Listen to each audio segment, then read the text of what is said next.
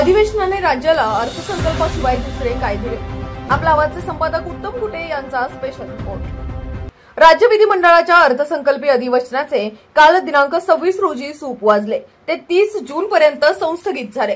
3 मार्च ते 26 जून या 24 दिवसांपैकी शनिवार, रविवार आणि सणवार वगळता फक्त 16 दिवसच कामकाज झाले।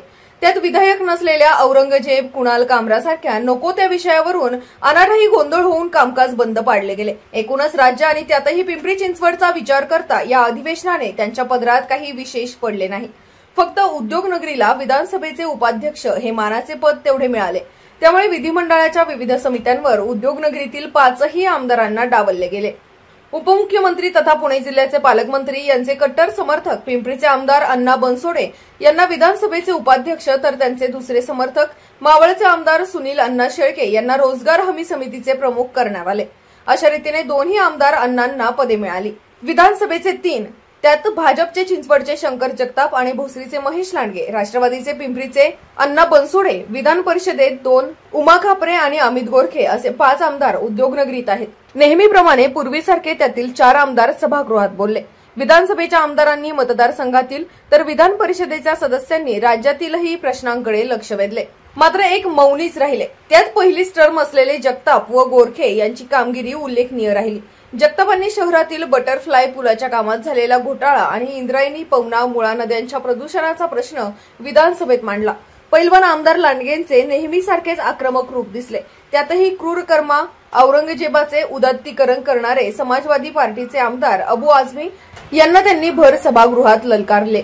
तसेच गृहनिर्माण सोसायट्यांतील दारू दुकानांचा मुद्दा मांडत त्यासाठी सोसायटीची परवानगी घेणे बंधनकारक करण्यास सरकारला भाग पाडले। खापरे यांनी अभ्यासू मुद्दे मांडले। राज्यातील नद्यांच्या प्रदूषणाकडे त्यांनी लक्ष वेधले। गोरखेंनी पिंपरी महापालिकेच्या झोपडपट्टी पुनर्वसन प्रकल्पातील SRA आणि माहिती तंत्रज्ञान विभागातील गैरव्यवहार विधान परिषदेत उघड केला। ओव्हरऑल राज्याचा विचार केला तर पिंपरी चिंचवडच्या तुलनेत तेथील आमदारांची कामगिरी समाधानकारक राहिली नाही। त्यात सत्ताधारी आणि विरोधक दोघांचाही समावेश आहे। नको त्या विषयावरील चर्चेत आणि गोंधळात ते अग्रभागी राहिले। त्यावरून सभागृहाचे कामकाज बंद पाडले। त्यामुळे राज्याच्या पदरात काही पडले नाही। सत्ताधारी महायुतीकडे पाशवी बहुमत असूनही त्याचा त्यांना उपयोग करून घेता आला नाही। विरोधी पक्षनेते पद मिळेल एवढेही बहुमत नसलेल्या विरोधी पक्षांचीही तीच गत राहिली। पण अल्प ताकदीवर त्यांनी धनंजय मुंडे यांना मंत्रिपदाचा राजीनामा अधिवेशन सुरू होताच 2 दिवसातच द्यायला भाग पाडला। त्यामागे समाजातील मोठा असंतोष आणि रेटा होता, सिंहाचा वाटा होता। पण त्यांना विरोधी पक्षनेते पद पत्रात पाडून घेता आले नाही। हे त्यांचे अपयश म्हणता येईल। त्यासाठी त्यांनी विधानसभा उपाध्यक्ष पदासाठी उमेदवार न देता ती निवडणूक बिनविरोध होऊ देण्याची खेळी केली, पण ती कामी नाही आली। आता पावसाळी अधिवेशनात तरी हे पद त्यांना मिळते का हे पाहावे लागेल। कामरा व औरंगजेब सारख्या विधायक नसलेल्या मुद्द्यावरून सभागृहाचा वेळ सत्ताधारी आणि विरोधी सदस्यांनी वाया घालवला।